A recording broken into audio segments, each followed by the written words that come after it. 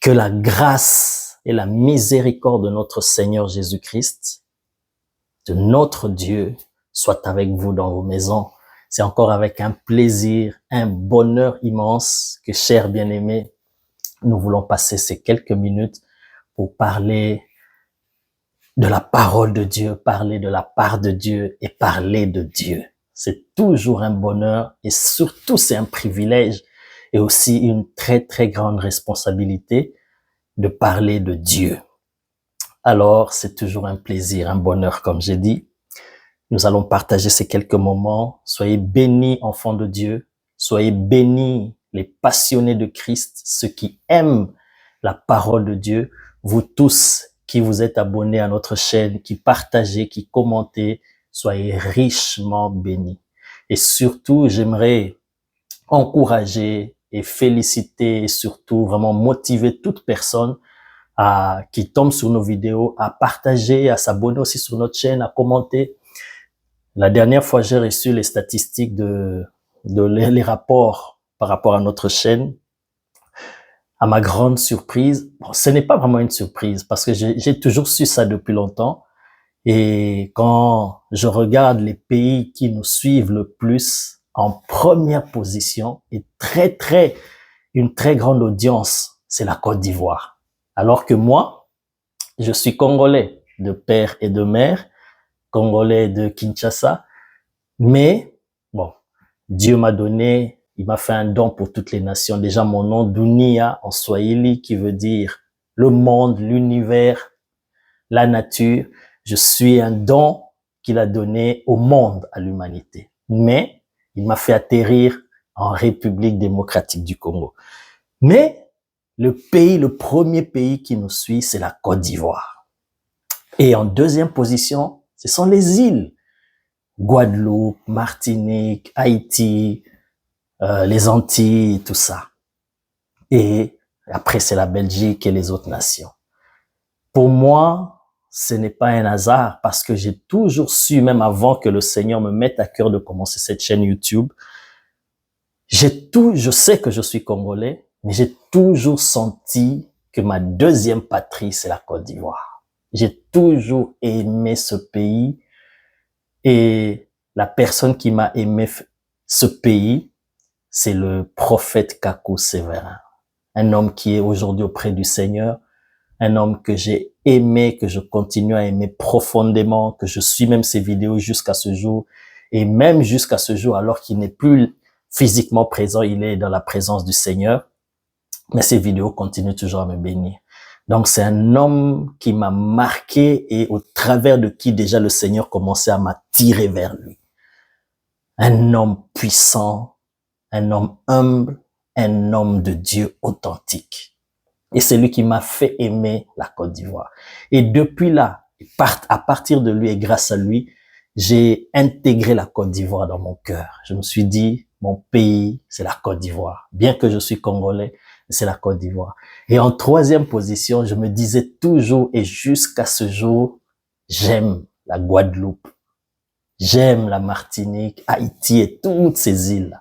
Et donc, quand j'ai reçu les statistiques de YouTube, je me suis dit, waouh, ça, c'est vraiment le Seigneur qui me montre que ces pays me portent à cœur. Ces pays portent l'évangile à cœur. Et d'autres pays aussi, bien sûr, toutes les nations de la terre.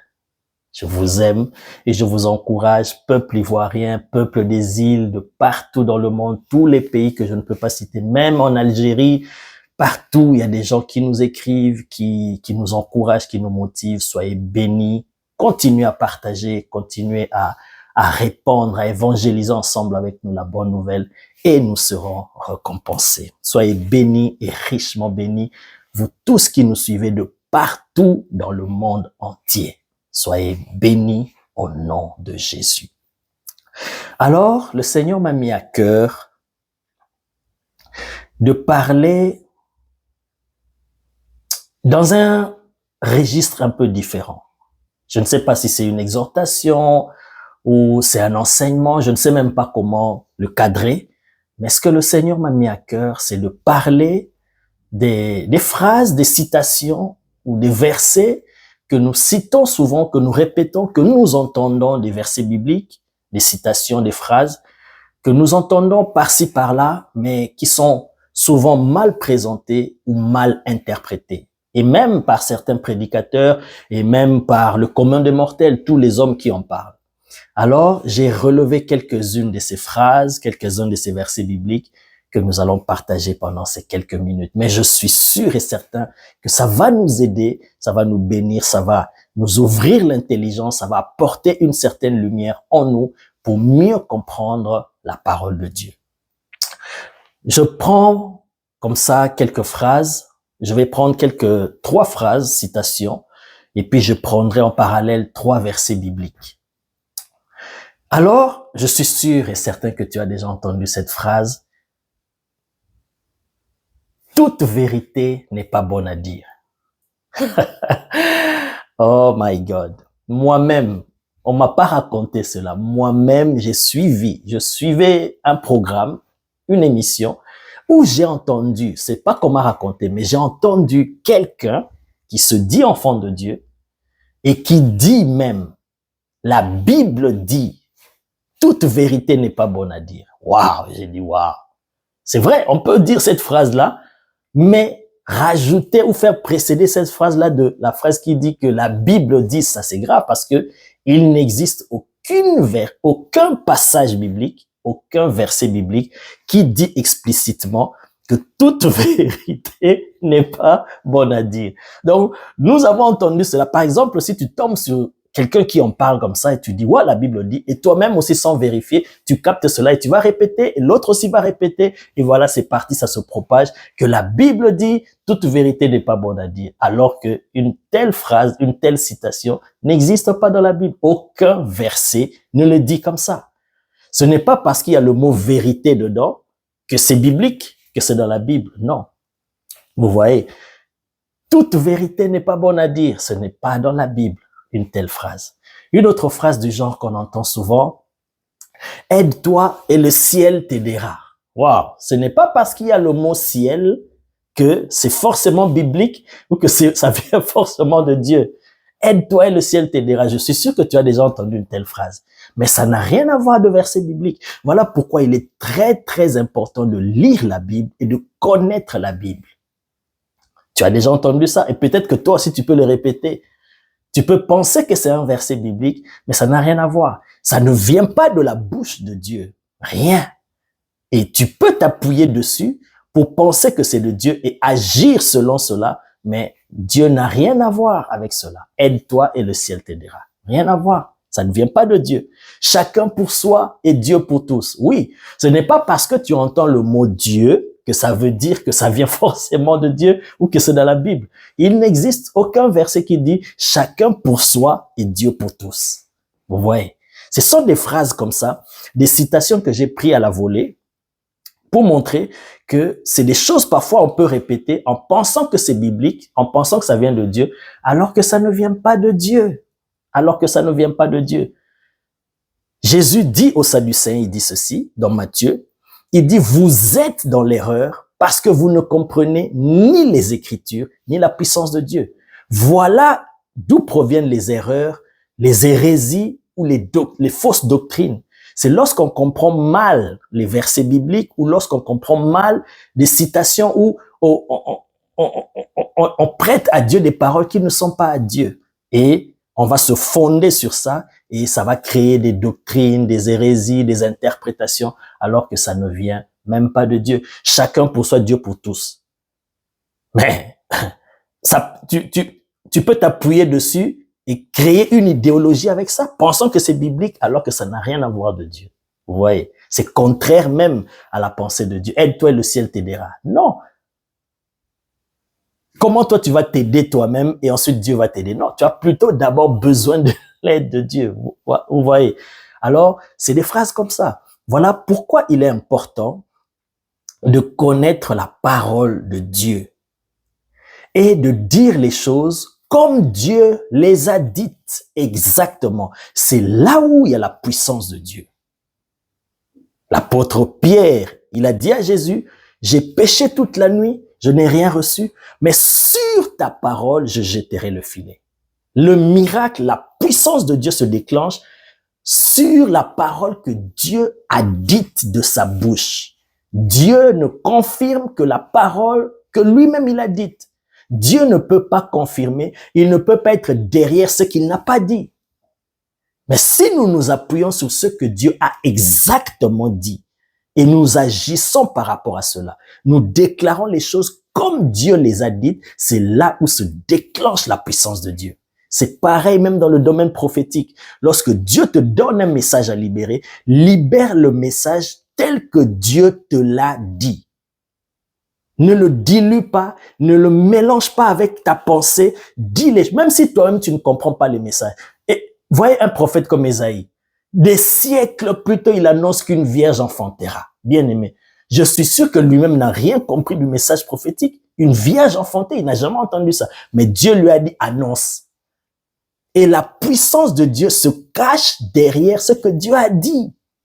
Ce que Dieu a dit. Même si tu n'as pas compris, mais dis les choses, fais les choses selon ce que Dieu a dit, dis les choses telles que Dieu les a dites. Jésus, lorsqu'il s'approchait de Jérusalem, de son entrée triomphale à Jérusalem, il voulait accomplir la prophétie qui annonçait qu'il devait entrer sur un âne. Oh my God! Et lorsqu'il est arrivé, il envoya ses disciples, il dit, allez dans telle ville, vous allez trouver un anneau attaché et personne n'est monté dessus. Vous allez le trouver là, il est réservé.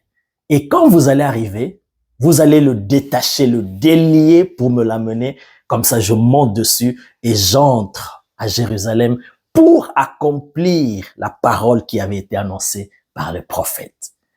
Et Jésus leur dit, quand vous arriverez là-bas et que vous allez commencer à détacher l'anneau, si on vous demande qu'est-ce que vous êtes en train de faire là, dites-leur le maître, le Seigneur en a besoin, point. Dites simplement ça et arrêtez-vous là. Bien-aimés, les disciples n'étaient pas stupides, ils étaient des gens sensés. Ok, nous allons partir dans une ville étrangère, dans un coin étranger, on va détacher un anneau qui ne nous appartient même pas. C'est comme si c'est du vol. Et quand les gens viendront nous demander, les gens de la ville viendront nous demander, qu'est-ce que vous êtes en train de faire? On va simplement leur dire, le Seigneur, le Maître en a besoin, et ils vont s'arrêter tout net pour nous donner. Ils risquent de nous poser la question, mais c'est qui ce Maître? Vous prenez ce qui n'est pas à vous, on va appeler la police. La police va descendre ici. Les disciples ne se sont même pas posé ces questions-là. Ils sont allés, ils ont fait les choses comme le Maître a dit, et les gens sont venus leur demander, qu'est-ce que vous faites? Ils ont dit, le Seigneur en a besoin. Ils ont répété ce que le Seigneur avait dit. S'ils avaient rajouté, s'ils avaient retranché, ou s'ils avaient dilué cela, ou en interprétant d'autres choses, la puissance de Dieu n'allait pas se manifester pour faire arrêter ces gens-là net et pour que ces gens-là ne créent pas le désordre et libèrent l'anneau. Mais la puissance de Dieu s'est manifestée parce qu'ils ont répété simplement ce que le Seigneur leur avait dit de dire. Vous comprenez? La puissance de Dieu est derrière la parole que Dieu a dite et non sur nos propres interprétations et non sur nos pensées, sur nos philosophies, sur nos doctrines. La puissance de Dieu est derrière ce que lui-même il a dit. Voilà pourquoi c'est très, très important de connaître d'abord la parole de Dieu et de rester dans ce que Dieu a exactement dit. C'est ça l'importance de comprendre la parole de Dieu, d'interpréter très bien les Écritures, et vous ne serez pas dans l'erreur comme Jésus a dit. Vous êtes dans l'erreur, vous êtes dans les fausses doctrines, dans les hérésies, vous êtes dans beaucoup d'autres choses, dans des faussetés, parce que vous ne comprenez pas les Écritures. Comment est-ce que le diable a pu gagner, a pu faire tomber Ève? Parce que Ève n'a pas dit les choses telles que Dieu les avait dites. Je vous mets au défi, bien-aimés. Lisez la Bible, lisez cette partie-là où le diable, le serpent s'entretenait avec Ève. Vous allez comprendre la subtilité du diable. Le diable l'a testé par rapport à la parole de Dieu. Si Ève avait bien compris ce que Dieu avait dit, Parce que Dieu avait dit à Adam, il dit, voici tous les arbres, tu peux en manger. Mais quant à l'arbre qui est là, de la connaissance du bien et du mal, tu n'en mangeras pas le fruit, sinon tu mourras, sinon vous allez mourir. Dieu a dit, relisez cela, vérifiez cela. Vous allez voir que Dieu a dit, quant à cet arbre-là, il a dit, vous n'en mangerez pas le fruit, sinon vous mourrez. Mais lorsque le diable, le serpent, qui est l'animal le plus rusé, parce que lui, il sait comment il était tombé dans le mal, comment il était tombé lui-même dans le péché, comment le péché l'avait vaincu. Kabo Shandaraba. Jesus. Merci Seigneur. Il a testé la connaissance, le niveau de la connaissance et de la compréhension de la parole de Dieu qu'avait Ève. Il dit, est-ce que c'est vrai vraiment que Dieu a dit, vous n'allez pas manger de cet arbre-là? Écoute la réponse de Ève. Ève dit, oui, Dieu nous a dit, cet arbre, on peut manger de tous les arbres, mais quant à cet arbre-là, on ne peut pas le toucher et le manger. Alors que Dieu avait dit, vous ne le mangerez pas. Dieu n'avait pas interdit de toucher à l'arbre. L'arbre, vous pouvez le toucher. Mais manger le fruit de l'arbre, ça, non. Dieu n'a parlé que de manger. Mais quand le diable a vu que Ève a rajouté à la parole de Dieu, n'a pas bien compris, n'a pas bien interprété la parole de Dieu, c'est là où il a eu. C'était ça le piège. Voilà pourquoi il est important de connaître, de comprendre la parole de Dieu. Amen. Alors, j'entre dans ce que j'avais annoncé. Nous allons prendre trois versets bibliques que nous entendons, mais qui sont souvent mal présentés et mal interprétés.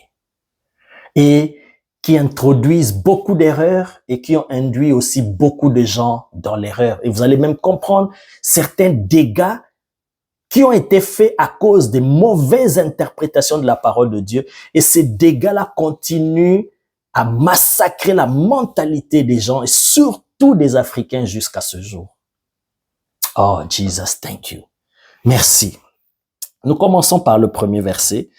Nous allons prendre 1 Timothée, chapitre 6, verset 10. Voilà. 1 Timothée, chapitre 6, verset 10. Voici ce qu'il est dit. Car l'amour de l'argent est une racine de tous les maux. Et quelques-uns, en étant possédés, se sont égarés loin de la foi et se sont jetés eux-mêmes dans bien des tourments. Ah, c'est un verset que nous connaissons. 1 Timothée chapitre 6, verset 10. Je viens de le lire. Et pourtant, c'est clairement écrit. Mais la mauvaise interprétation ou la mauvaise présentation de ce verset, voici ce qu'il est dit. Car l'argent est une racine de tous les maux. Et certains se sont basés sur ça pour dire que l'argent est mauvais, l'argent c'est un démon, l'argent pour les enfants de Dieu c'est mauvais, l'argent, alors que dans Ecclésiaste il est dit que l'argent répond à tout. Bien-aimés, nous avons besoin d'argent. Ici, l'apôtre Paul ne parle pas de l'argent qui est la racine de tous les maux. Il dit l'amour de l'argent, c'est ça qui est la racine de tous les maux. L'amour de l'argent, la soif d'argent, de s'enrichir à tout prix. C'est ça qui est la racine de tous les maux. C'est ça qui peut t'induire dans beaucoup d'erreurs et à tomber dans des pièges. C'est l'amour de l'argent qui est la racine de tous les maux et non pas l'argent en lui-même. L'argent en lui-même n'est pas mauvais. Dans la Bible, dans Ecclésiaste, il est dit que l'argent répond à tout, bien-aimé. Si l'argent était une mauvaise chose, alors Dieu ne donnerait pas l'argent à ses enfants. On peut même commencer déjà par Abraham. Celui par qui Dieu a commencé l'alliance, qui a engendré le peuple d'Israël et qui a engendré aussi les nations. Parce que par Jésus, nous sommes greffés à cette alliance avec Abraham. La Bible dit qu'Abraham était très riche. On précise, il était très riche en or, en troupeaux, en argent. On parle d'Isaac. Ouah, c'est une phrase même qui me scandalise. En parlant d'Isaac, la Bible dit, cet homme devint riche. Virgule.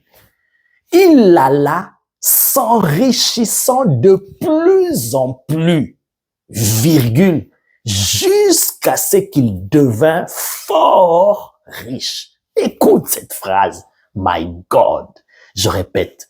La Bible dit, Isaac, cet homme, il devint riche.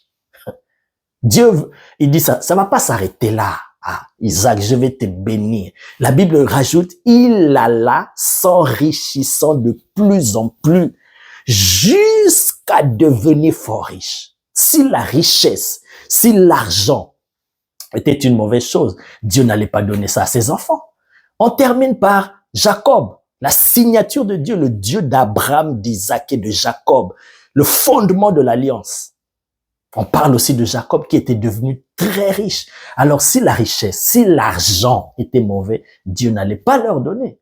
On parle de Job, un homme qui était très riche. Mais la Bible précise, c'était un homme intègre, droit et craignant Dieu. Vous voyez?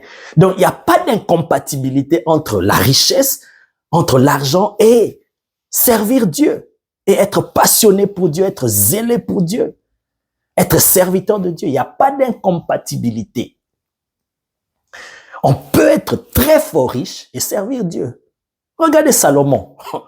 Dieu lui a donné une richesse insolente. Une richesse insolente. Dieu lui a donné cela. Lorsque Dieu lui est apparu en songe, il lui dit, demande-moi ce que tu veux, je te donnerai. Salomon a demandé à Dieu la sagesse et l'intelligence.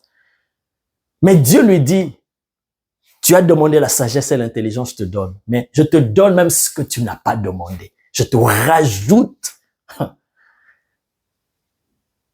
la richesse. Tu seras très riche. Alors, si c'était mauvais, pourquoi Dieu va donner une mauvaise chose à ses enfants? Non. Donc, la richesse en soi, l'argent en soi n'est pas mauvais. C'est plutôt l'usage qu'on en fait. C'est plutôt l'intention, le but pour lequel on recherche la richesse, qui peut être mauvais. C'est ça ce qu'on dit, l'amour de l'argent est une racine de tous les maux. Alors, parce que ce verset souvent a été mal présenté et les gens se sont appuyés dessus pour exploiter. Bien-aimés, lorsque ceux qui nous ont apporté l'évangile il y a des années, des siècles passés sont venus dans nos pays d'Afrique, ils se sont appuyés sur ce verset de Matthieu chapitre 5 verset 3 et qu'ils ont mal interprété pour nous voler nos richesses. Ils nous ont dit heureux les pauvres parce que le royaume des cieux est à eux. Vous voyez, quand tu es pauvre, Dieu aime les pauvres. Et vous allez entrer dans le royaume. Ne cherchez pas les richesses et tout ça. Et pendant ce temps, ils vous présentent l'évangile de cette manière et ils prennent votre richesse du sous-sol. Le diamant, l'or, le cobalt, le cuivre. Ils prennent. C'est comme ça que ces gens-là se sont enrichis dans nos pays d'Afrique. En présentant mal ce verset-là. Alors que la Bible dit dans ce verset, dans Matthieu 5, verset 3, heureux les pauvres en esprit. Ça n'a rien à voir de la pauvreté matérielle ou la pauvreté au niveau de l'argent, de la richesse. Rien à voir. Heureux les pauvres en esprit, car le royaume des cieux est à eux. Alors, ils ont présenté ce verset biblique de cette manière. Et nous, encore que je parle de nous, nos ancêtres, nos arrière-grands-parents, n'ayant pas de Bible, n'ayant pas vérifié dans la Bible, n'ayant pas compris, n'ayant pas bien interprété la pensée de Dieu, ils ont cru, ah voilà, c'est biblique, ils ont accepté et ils ont pris tous, ils ont exploité notre sous-sol. Et jusqu'à ce jour, il y a beaucoup de gens aujourd'hui qui sont devenus enfants de Dieu, qui continuent à croire, à cause de cette mauvaise interprétation, qui continuent à croire que tu ne peux pas être un bon enfant de Dieu, un bon serviteur de Dieu en étant très riche, en étant béni financièrement, matériellement. Tu ne peux pas avoir de jet, tu ne peux pas rouler dans des belles voitures, dans des Maybach, tu ne peux pas avoir des villas, des châteaux Pour un enfant de Dieu, c'est pas compatible. C'est faux. Je vous ai parlé d'Abraham, Isaac et Jacob. Je vous ai parlé de Job qui était très riche, mais intègre, droit et craignant Dieu et se détournant du mal, bien-aimé. Tu peux être un enfant de Dieu craignant Dieu, mais tu peux être riche. La richesse ne veut pas forcément dire que tu vas te perdre. Vous voyez, bien-aimé. L'argent, la Bible dit, l'argent répond à tout. Dans ce verset qui a été souvent mal présenté, c'était pour détourner les gens de la bonne compréhension de la parole de Dieu. Ce n'est pas l'argent qui est la racine de tous les maux, mais c'est l'amour de l'argent qui est la racine de tous les maux. L'argent n'est pas mauvais, bien-aimé. L'argent, c'est une bonne chose. Bien-aimé, Dieu, quand tu vois que le Saint-Esprit te donne l'intelligence, t'ouvre les yeux pour voir dans quelle dimension de gloire vivait Adam. Les conditions que Dieu a préparées avant de créer Adam, ce que Dieu a mis en place, la gloire qui recevait l'arrivée d'Adam. Vous allez comprendre que Dieu prend plaisir à la richesse, au bonheur, au bien-être de ses enfants. Dieu n'a aucun problème avec cela. L'argent, ce n'est pas une mauvaise chose.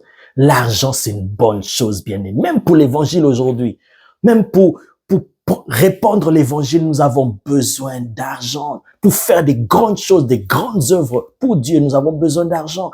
Pour réaliser des œuvres sociales, pour aider les gens, les orphelins et tout ça, nous avons besoin d'argent. Donc, l'argent n'a aucun problème. C'est plutôt l'amour de l'argent, la soif de s'enrichir à tout prix, de vouloir juste avoir de l'argent pour le plaisir et non pas pour aider les autres et non pas pour faire avancer les intérêts de Dieu. L'argent, c'est une bonne chose. L'argent, money, mbongo, mosolo, dinero. Dis ça en talent, en ivoirien, on dit l'argent. Oh my God, Jesus, thank you. Alors, prenons un deuxième verset. J'avais dit, je vais donner 3 versets. Allons dans Proverbe,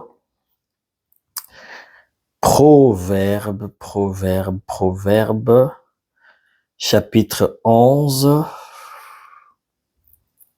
Je crois que ça te fait du bien, ça te bénit, ça t'ouvre l'intelligence, ça te donne la soif de bien connaître la parole de Dieu et d'être enraciné dans la parole de Dieu. Sinon, bien-aimé, tu peux être emporté à tout vent.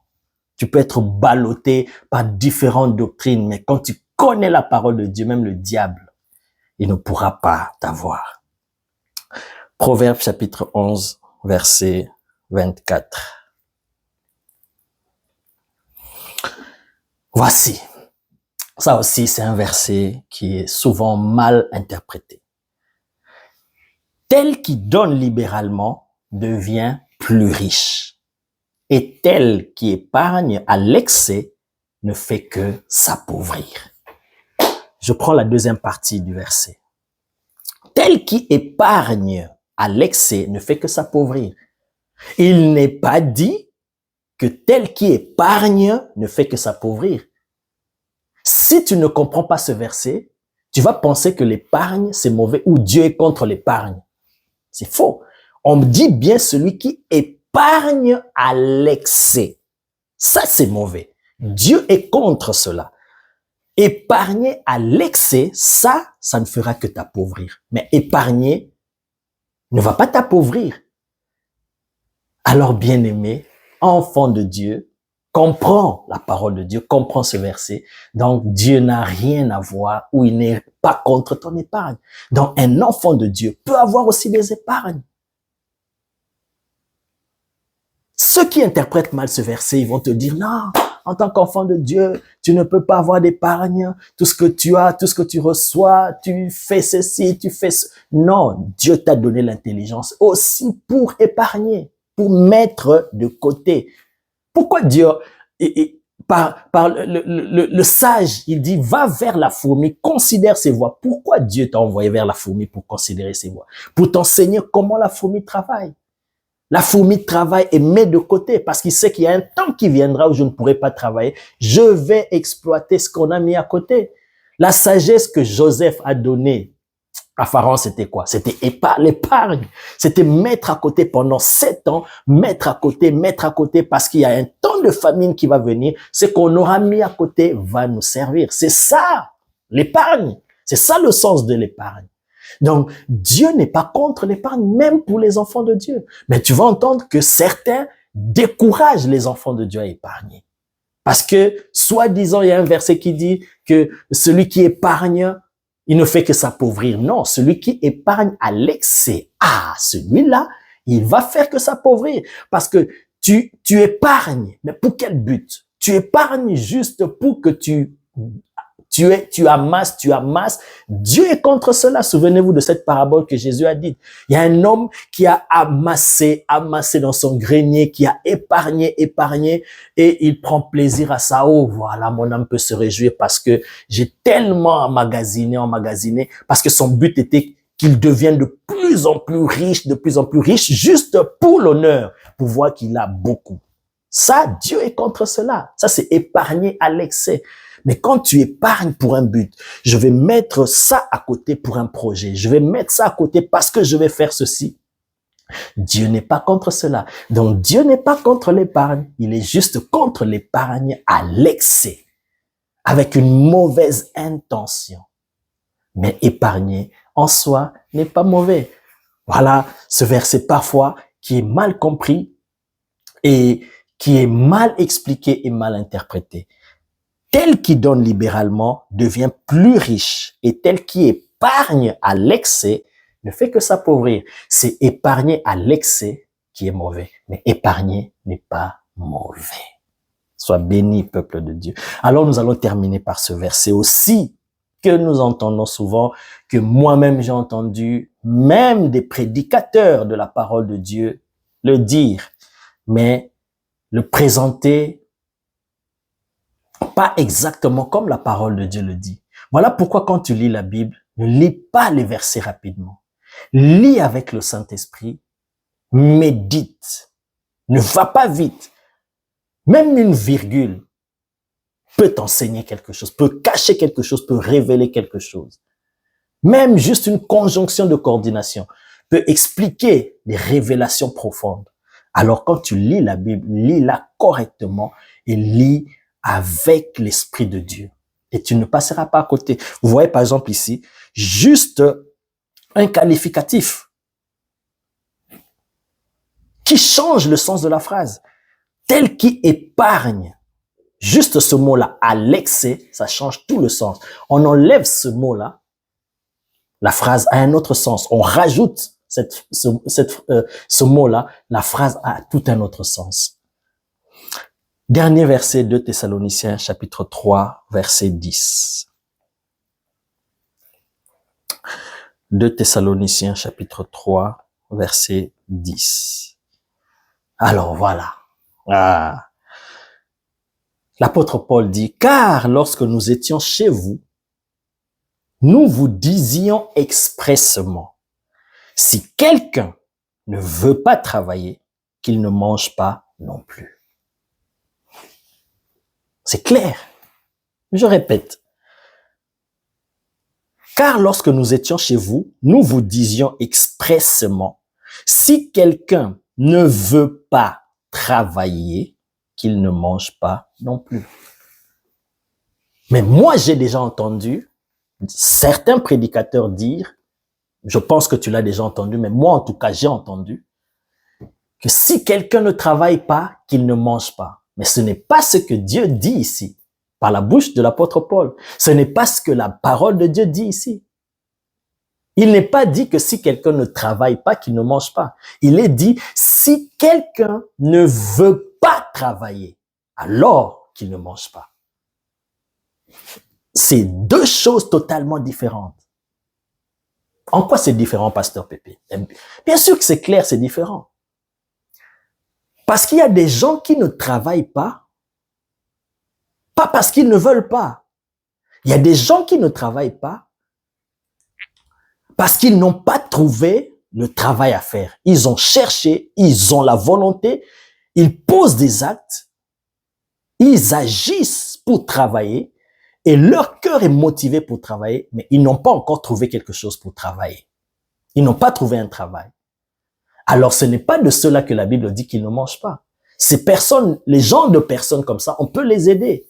Mais les personnes qu'on ne peut pas aider, ce sont les personnes qui sont en mesure de travailler, qui sont capables de travailler, mais qui ne veulent pas travailler. Alors, la Bible dit que ceux-là, qu'ils ne mangent pas. Si quelqu'un ne veut pas travailler, qu'il ne mange pas. Alléluia. Mais prendre cela, présenter cela d'une manière directement que si quelqu'un ne travaille pas alors qu'il ne mange pas, alors vous ne voulez pas travailler, vous n'allez pas manger, on ne va pas vous aider, alors là, il faut que ça s'applique sur vous, ce que la Bible dit, tu ne peux pas manger parce que tu ne travailles pas. Bien aimé, il y a des gens qui ne travaillent pas réellement, sincèrement parce qu'ils n'ont pas de travail, ils n'ont pas trouver l'opportunité de travailler. Ils ne rêvent que de ça, ils ne désirent que ça, qu'on leur donne l'opportunité de travailler. Des gens courageux, des gens motivés, mais qui n'ont pas la possibilité de travailler. Ce n'est pas de cela que la Bible parle. La Bible ici parle des gens qui ne veulent pas. Ils peuvent travailler, ils ont l'intelligence, ils ont les capacités, ils ont les moyens, mais ce sont des paresseux. Ils ne veulent pas se lever, aller chercher du travail. Ils ne veulent pas, on les pistonne pour un travail. Ce travail-là, moi, on m'a attrapé avec une douleur ici, je peux pas aller faire ce travail-là. Moi, non, mon niveau d'études, ce type de travail-là ne me convient pas. Et tout ça, ils restent là sans travail pendant un temps. Et ils sont dans l'église, parce que ici, l'apôtre parle des gens de l'église, des chrétiens, des enfants de Dieu. Et ce sont ces gens-là qui vivent dans le désordre, comme la Bible dit, si nous continuons. Si nous continuons, le verset 11, nous apprenons cependant qu'il y en a parmi vous quelques-uns qui vivent dans le désordre, qui ne travaillent pas, mais qui s'occupent des futilités. Donc, ils ne veulent pas travailler, c'est des paresseux, ils ne veulent qu'être là, voilà, non, parce qu'il y a aussi des gens comme ça. Ils ne veulent pas travailler parce que, soi-disant, moi, Dieu m'a appelé au ministère à temps plein. Moi, je suis dans l'intercession. Je vais rester dans la permanence de l'église du matin au soir. Je veux prier. Ces gens-là, ils ne veulent pas travailler parce qu'ils veulent trouver des excuses. Alors, ces gens-là dans l'église qui ne mangent pas, qu'on les aide pas. Ce ne sont pas des gens qu'on peut aider. Des gens qui peuvent travailler, qui peuvent aller travailler. Mais ils ne veulent pas carrément travailler. Alors, c'est de ceux-là que la Bible dit qu'ils ne travaillent pas parce qu'ils sont dans le désordre. Ils s'attachent à des futilités. Mais il y a des gens qui veulent travailler, mais qui n'ont pas le moyen, qui ne trouvent pas l'opportunité de travailler. Des courageux, des bosseurs, des gens audacieux qui ne cherchent que l'opportunité pour travailler. Alors, toi qui as l'occasion de travailler, même pour Dieu, travaille, bosse. Tu vas te reposer après. On se reposera plus tard. Même pendant la mort, ce sera le repos. On va se reposer, on va dormir. Mais pendant ce temps, comme Jésus a dit, alors qu'il fait jour, travaille. Je travaille pendant qu'il fait jour, parce que la nuit vient où nul ne peut travailler. Pendant qu'il fait jour, travaille, bosse pour Dieu. Ne te laisse pas aller dans la paresse, bosse. Je vous ai donné parler ici du passage où Dieu dit, il dit, va vers la fourmi, considère ses voies. Pendant l'été, il bosse sans relâche. Parce qu'il sait qu'il vient un temps où je ne vais pas bosser. Alors, pendant ce temps, bosse. Sois un homme, une femme qui travaille.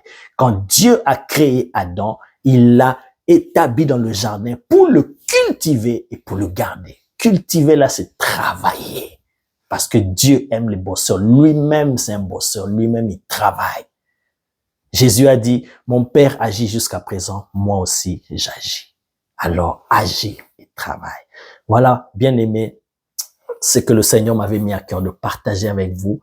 C'est vraiment pour vous encourager à aimer la parole de Dieu, à la connaître, à s'y attacher, à s'enraciner dans la parole de Dieu, à comprendre la parole de Dieu. Parce que la mauvaise compréhension la mauvaise interprétation de la parole de Dieu peut nous entraîner dans des erreurs fatales et dans des graves catastrophes. Vous voyez, tous les malheurs que le monde connaît aujourd'hui, c'est à cause de ce que je viens de vous raconter. Parce que Ève n'avait pas bien compris la parole de Dieu, ne s'était pas assise dans la parole de Dieu, et le diable a frappé dessus, a insisté dessus, a donné un coup fatal, et voilà, tous les malheurs sont arrivés. Il est bien de connaître la parole de Dieu, mais il est bien de se tenir dans la parole de Dieu, de rester ferme et demeurer dans la parole de Dieu. Ça, le diable n'arrive pas, parce que Jésus a dit, le père du mensonge, il ne se tient pas dans la vérité. Il connaît la vérité, parce qu'il a été auprès de Dieu. Mais son problème, c'est qu'il ne se tient pas dans la vérité. C'est ça. En fait, tu connais la vérité, mais tu interprètes mal, tu tords le sens, tu ne restes pas dans la vérité telle qu'elle a été présentée. Alors, c'est important de connaître la parole de Dieu. Que Dieu vous bénisse, que Dieu illumine les yeux de nos cœurs, qu'il nous donne l'intelligence, la sagesse par le Saint-Esprit, la révélation pour comprendre sa parole et pour agir selon sa parole. Parce que si nous comprenons sa parole, nous allons agir conformément à sa parole. Et si nous agissons selon sa parole, c'est là que se déclenche la puissance de miracle. Parce que Dieu est derrière sa parole pour accomplir. Il ne confirme que sa parole. Il ne confirme que ce que lui, il a dit. Il n'accomplit que ce qu'il a dit. Sa main n'accomplit que ce que sa bouche a dit. Ce que lui n'a pas dit, il ne le fait pas. Maintenant, si toi, tu passes ton temps à s'appuyer sur ce que Dieu n'a pas dit, mais tu penses qu'il a dit, tu perds ton temps. Alors, recherche ce que Dieu a dit sur toi et agis selon cela. Et comprends ce que Dieu a dit et interprète bien le sens de ce que Dieu t'a dit. Agis par rapport à cela et tu réussiras. C'est ça la clé de la réussite.